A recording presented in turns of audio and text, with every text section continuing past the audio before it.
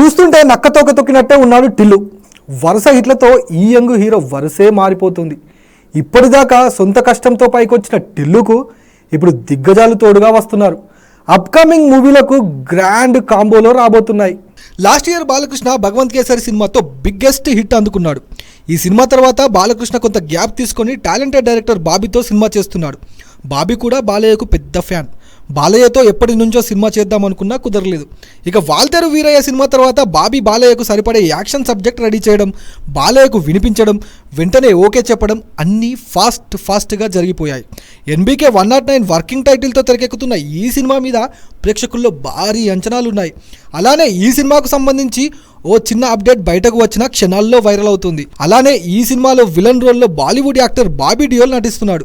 బాలయ్యను కొత్తగా చూపించడానికి డైరెక్టర్ బాబీ చాలా కష్టపడుతున్నాడు. బాలయ్య డైలాగ్స్ ఎంత పవర్ఫుల్గా ఉంటాయో ఫైట్ యాక్షన్ సీన్స్ కూడా అంతే పవర్ఫుల్గా డిజైన్ చేస్తున్నట్లు తెలుస్తోంది. ఈ సినిమాను సితారా ఎంటర్టైన్మెంట్స్ అండ్ ఫార్చ్యూన్ 4 సినిమాస్ బ్యానర్లపై నిర్మాత నాగవంశీ గ్రాండ్గా నిర్మిస్తున్నారు.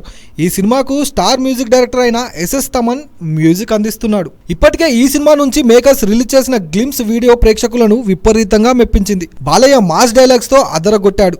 ప్రస్తుతం ఈ సినిమా షూటింగ్స్ శరవేగంగా జరుగుతుంది.